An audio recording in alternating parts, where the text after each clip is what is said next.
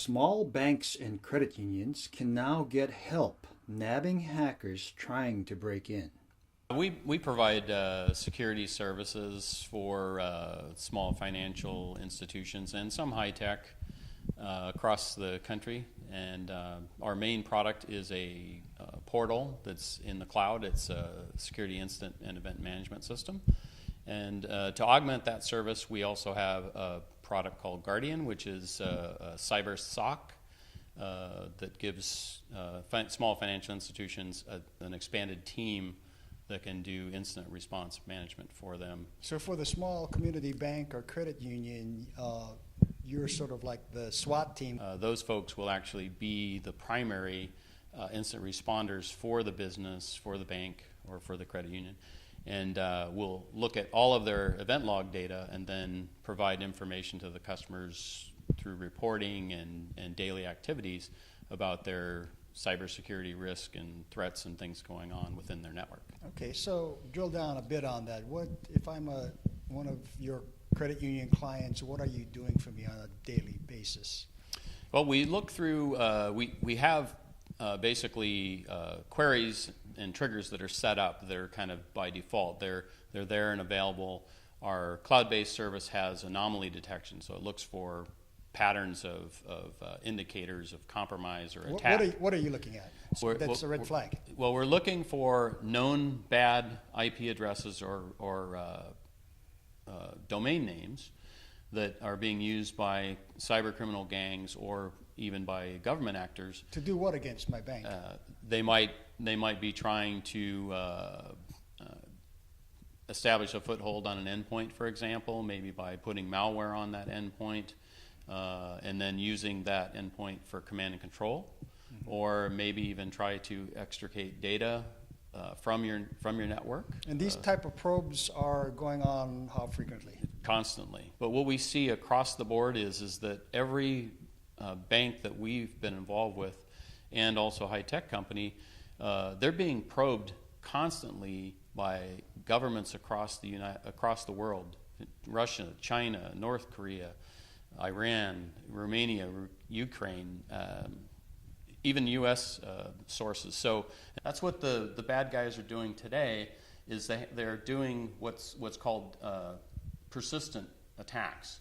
They're trying to maintain what's called dwell time.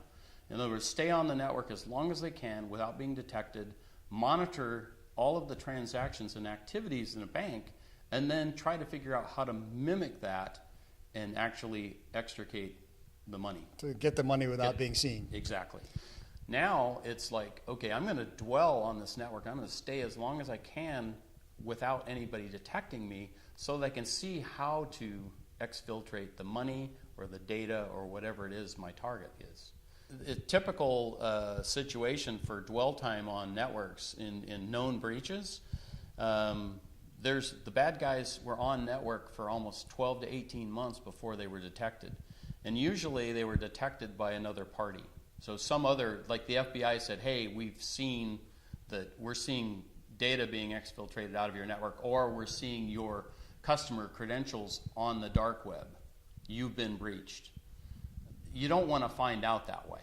You want visibility, and you want people looking, you want security experts looking at your data constantly to make sure you're not being breached. So what gets elevated to an incident that you have to respond to? Give us an example. Let's say you get a firewall log that says, hey, I was just poked by this IP address that's in China or Russia. We automatically will match with that data, and then that alerts an analyst to take a look and say, okay, what's going on here? Is this just a reconnaissance probe, or is this real? Are they trying to get into their network? And you can tell if they're actually doing the worst thing, trying to get in? Certainly. We can see whether their firewall is actually repelling the attack or if they're actually being allowed to get in. There's literally tens of millions of logs a day, depending on the size of the system, that need to be analyzed. Only a cloud-based system is going to be able to do that at scale. What kind of bad things go on and how frequently? These are all insider attacks, right? But they're not intentionally insider attacks. In other words, I'm a user inside of a bank network, and now I go to a website and I get malware on my computer, and now that computer is under the control of another party outside of the business. Now, it's my user account that's being used. So I'm an insider, but I'm not trying to attack or steal anything, but this bad guy is using me and my credentials and my computer to spy on the network. One other thing you mentioned is that you guys also, as part of this, pay attention to global attack trends against financial institutions. What is top of mind today in that regard? Well, I think what we're seeing with the leak of the CIA tools, for example, the CIA attack tools were leaked out by WikiLeaks a couple of weeks ago. We're seeing that the cyber criminal elements are actually taking advantage of that bank of knowledge, those tools, and actually starting to use those kinds of tools for their attacks. And so it's really been an escalation. We're seeing the cyber criminal gangs, instead of using traditional what are called rootkits or RATs, remote access toolkits, we're seeing them actually using the kinds of tactics that the government actors are using to exploit financials specifically.